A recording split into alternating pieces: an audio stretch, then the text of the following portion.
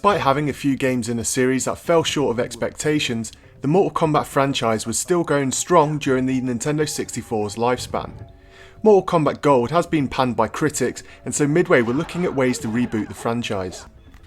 If you've watched my N64 magazine time capsule episodes, you'd have remembered that in the early issues they mentioned that Midway had announced a new game in the Mortal Kombat franchise which was going to be of a different genre.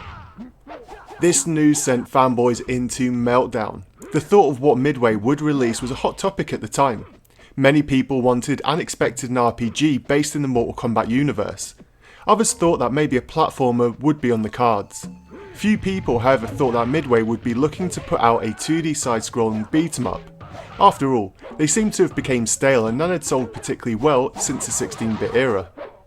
Nevertheless, this led Avalanche Studios to develop Mortal Kombat Mythologies Sub-Zero, which Midway published in late 1997 in North America. It eventually found its way across the world during the early part of 1998. The game was originally planned to be part of a new spin-off series. This would be the first, and it would make sense that they used a popular character. However, there were also rumours that the sequel would have been featuring Jax. Personally, I was quite looking forward to this game. I loved side-scrolling beat-em-ups, and if they had the moveset of the characters, I couldn't see how they could mess this up.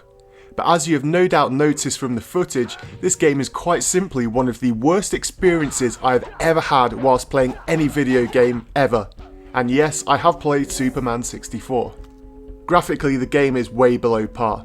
There are some nice lighting effects, but the graphics are grainy and bland. Back in the day, reviewers even said they wouldn't be surprised if Midway had put a Mega Drive emulator on the cart to run it. The backgrounds are uninspiring, and the animation of the characters is shockingly poor. Even worse than the graphics are the controls.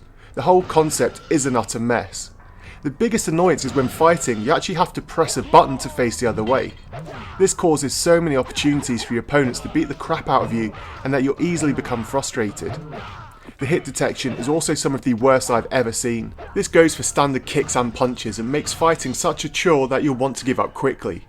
There is no jump button, so the platforming sections rely on pressing up at exactly the right time. This leads to numerous deaths, especially when the jumps needed to advance, more often than not, require pinpoint precision.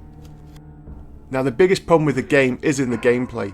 Quite simply, this is the absolute lowest quality design imaginable. The whole concept of the game is built around trial and error. You walk, get killed by a trap, and are then expected to remember where it is. The problem is that there are so many traps and instant kill moments that even getting through the first level is a pain. There are also moments where you will need to make a leap of faith when platforming, and if you die, well then you're expected to learn from your mistakes. There is nothing worse in the game when you experience cheap deaths, and sadly this is what the whole game is built around. Now remember what I said at the start of this review, fans were expecting an RPG. Well, there are some RPG elements. You have an inventory which you can use to slightly prolong your game until the next point and the next split second when you'll get a cheap death.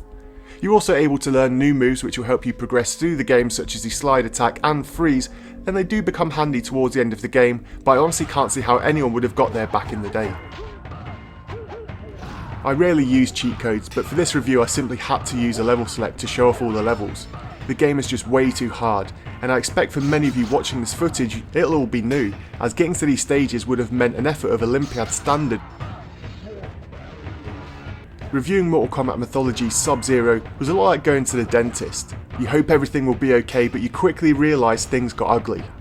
With Mortal Kombat Mythologies Sub-Zero, you'll then realise that the dentist isn't qualified. He's drunk, he's got shaky hands, and he's started a root canal. Except he's doing it through Uranus.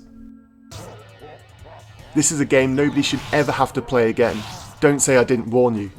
For today's conversation in the comments down below, I'd love to know your experiences of playing the game and any unusual experiences you could compare it to.